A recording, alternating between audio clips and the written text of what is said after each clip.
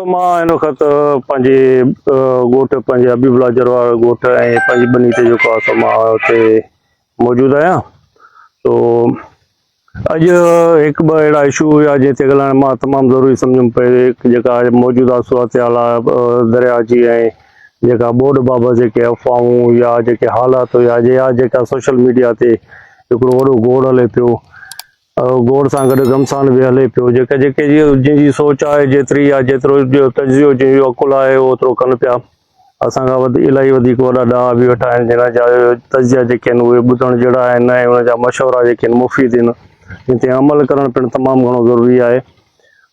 दोस्तो ॻाल्हि ई कजे थी त ॿोॾ जी जेको पंजाब मां आयल पाणी आहे उहो त तक़रीबन हिन वक़्त जेका ताज़ी सूरत हाल आहे त उहो ॿोॾ जे ख़तरे खां असांजी सिंध जेका आहे उहा आजी थी चुकी आहे अल्हम्दुलिल्लाह।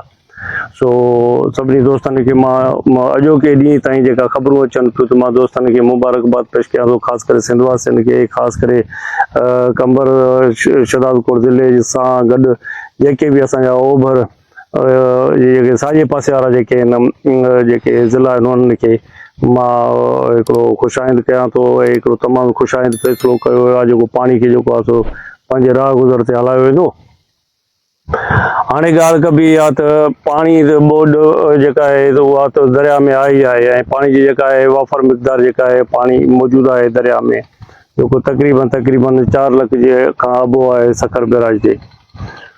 सो हिन वक़्तु असीं आबादगार हिकिड़े तमामु हिकिड़े ॿेवाटे ते अची बीठा आहियूं। त असां अहिड़े हिकिड़े ॿेवाटे ते अची फाथा आहियूं त हिकु पासे खां त पाणी तमामु घणो आहे ॿोहण वारो आहे, ॿिए पासे खां इहो आहे त असांजे वाहनि में कैनालनि में डिस्ट्रिक्ट में माइनर्स में शाखुनि में जेको आहे सो पाणी एरीगेशन तरफ़ां बिल्कुलु हटायो आहे। जेके रोंबा थी चुका आहिनि या रोंबा थियण पिया वञनि उहे जेके आहिनि तमामु सख़्तु मुतासिर थींदा ऐं वॾो हिकिड़ो नुक़सानु थियणु पियो वञे।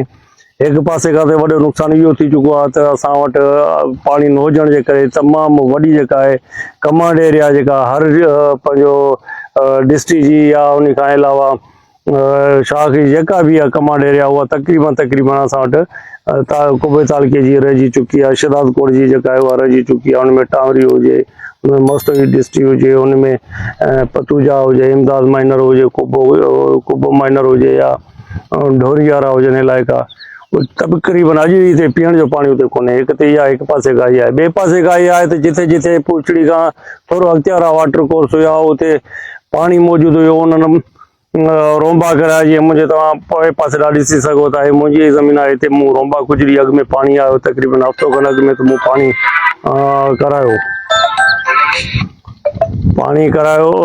रोंबा करायो। हाणे इन सूरत हाल में अॼु जेका सूरत हाल आहे त पाणी असां वटि बिल्कुलु ख़ुश्क थी वियो आहे। पाणी जेके मुंहिंजा मथां वारा टुकड़ा आहिनि उहे बि मां दोस्तनि खे ॾेखारण जी कोशिशि कंदुमि त उहे जेको आहे सो तक़रीबन असां वटि पाणी जेको आहे सो ज़मीनूं ख़ुश्क थी वियूं आहिनि।